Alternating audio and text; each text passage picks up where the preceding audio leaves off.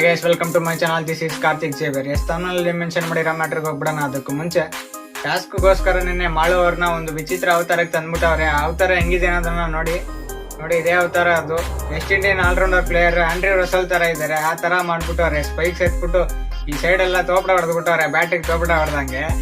ಜೊತೆಗೆ ಕಾವ್ಯ ಅವ್ರಿಗೆ ತಲೆಗೆ ಯೆಲ್ಲೋ ಕಲರ್ ಸ್ಪ್ರೇ ಪೇಂಟ್ ಹಾಕೊಬೇಕಾಯ್ತು. ಆ ತರ ಟಾಸ್ಕ್ ಕೊಟ್ಟಿದ್ರು, ಅದನ್ನ ಅಕ್ಸೆಪ್ಟ್ ಮಾಡ್ಕೊಂಡು ಕಾವ್ಯರು ಆ ಟಾಸ್ಕ್ ನ ಕಂಪ್ಲೀಟ್ ಮಾಡಿದ್ದಾರೆ. It's okay. ಟಾಸ್ಕ್ಗೋಸ್ಕರ ಇಬ್ರು ಮಾಡಿದ್ದಾರೆ. ಡಿಫ್ರೆಂಟ್ ಆಗಿ ವೆರೈಟಿ ಆಗಿ ಚೆನ್ನಾಗಿ ಕಾಣ್ತಾ ಇದ್ದಾರೆ ಅಂತ ಹೇಳ್ಬೋದು. ಇನ್ನು ಸೂರಜ್ ಮತ್ತು ರಾಶಿಕಾ ಬಗ್ಗೆ ನೋಡೋದಾದ್ರೆ, ರಾಶಿಕಾ ಅವರು ನಿನ್ನೆ ಕ್ಯಾಪ್ಟನ್ಸಿ ಟಾಸ್ಕ್ ಅಲ್ಲಿ ಗೆದ್ದು ಮನೆಯ ಹೊಸ ಕ್ಯಾಪ್ಟನ್ ಆಗಿ ಆಯ್ಕೆ ಆಗಿದ್ದಾರೆ.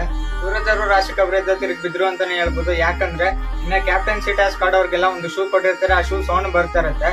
ಬಟ್ ರಾಶಿಕಾ ಆಡೋ ಟೈಮ್ ಅಲ್ಲಿ ಆ ಶೂ ಸೌಂಡೇ ಬರಲ್ಲ. ಈ ಅಡ್ವಾಂಟೇಜ್ ನ ಬಳಸ್ಕೊಂಡು ಸೂರಜ್ ಗಿಂತ 3 ಬಾಲ್ ಎಕ್ಸ್ಟ್ರಾ ಪಿಕ್ ಮಾಡ್ಬಿಡ್ತಾರೆ. ಇದರಿಂದ ಅವರು ಕ್ಯಾಪ್ಟನ್ಸಿ ಟಾಸ್ಕ್ ಅಲ್ಲಿ ಗೆದ್ದು ಕ್ಯಾಪ್ಟನ್ ಆಗ್ಬಿಡ್ತಾರೆ. ಇಲ್ಲಿ ಉಸ್ತುವಾರಿಗಳದ್ದು ಮಿಸ್ಟೇಕ್ ಎದ್ದು ಕಾಣಿಸ್ತಾ ಇರುತ್ತೆ ಸೂರಜ್ ಅವ್ರಿಗೆ. ನಾನು 26 ಬಾಲ್ ಕಲೆಕ್ಟ್ ಮಾಡಿದೆ, ಬಟ್ ನನ್ನ ಟೈಮಲ್ಲಿ ಶೂ ಕರೆಕ್ಟ್ ಆಗಿ ಸೌಂಡ್ ಬರ್ತಾ ಇತ್ತು. ಇವ್ರು ಆಡೋ ಟೈಮಲ್ಲಿ ಶೂ ಸೌಂಡೇ ಬರ್ತಾ ಇರಲಿಲ್ಲ. ನೀವು ಅದನ್ನ ಅಬ್ಸರ್ವ್ ಮಾಡಿ ಹೇಳೇ ಇಲ್ಲ ನೀವು ಅಂತ ಹೇಳ್ಬಿಟ್ಟು, ಈ ರೀಸನ್ ಇಂದ ಸೂರಜ್ ಅವರು ರಾಶಿಕ್ ಅವ್ರಿಗೆ ಹೇಳ್ತಾರೆ, ನಿನ್ ಕ್ಯಾಪ್ಟನ್ ಆಗಿರೋದು ನನ್ಗೆ ಇಷ್ಟ ಇಲ್ಲ ಅಂತ.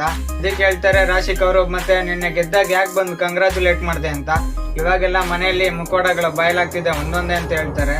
ಅದಕ್ಕೆ ಸೂರಜ್ ಅವ್ರು ಹೇಳ್ತಾರೆ, ನೀನ್ ಕ್ಯಾಪ್ಟನ್ ಆಗಿದ್ದ ರೀತಿ ಸರಿ ಇಲ್ಲ, ಅನ್ಫೇರ್ ಆಗಿ ನೀನ್ ಗೆದ್ದಿದ್ದು ಅಂತ ಹೇಳ್ತಾರೆ. ಒಟ್ನಲ್ಲಿ ಇದನ್ನೆಲ್ಲ ನೋಡ್ತಾರೆ ಸೂರಜ್ ಅವ್ರು ಯಾಕೋ ಇವಾಗ ಟ್ರ್ಯಾಕ್ ಬಂದ್ರು ಅನ್ನಿಸ್ತಿದೆ ಬಿಗ್ ಬಾಸ್ ಮನೆಯಲ್ಲಿ. ನಿಮ್ಗೆ ಅನಿಸ್ತು ಅನ್ನೋದನ್ನ ಕಮೆಂಟ್ ಮಾಡ್ಬಿಟ್ಟು ತಿಳಿಸಿ.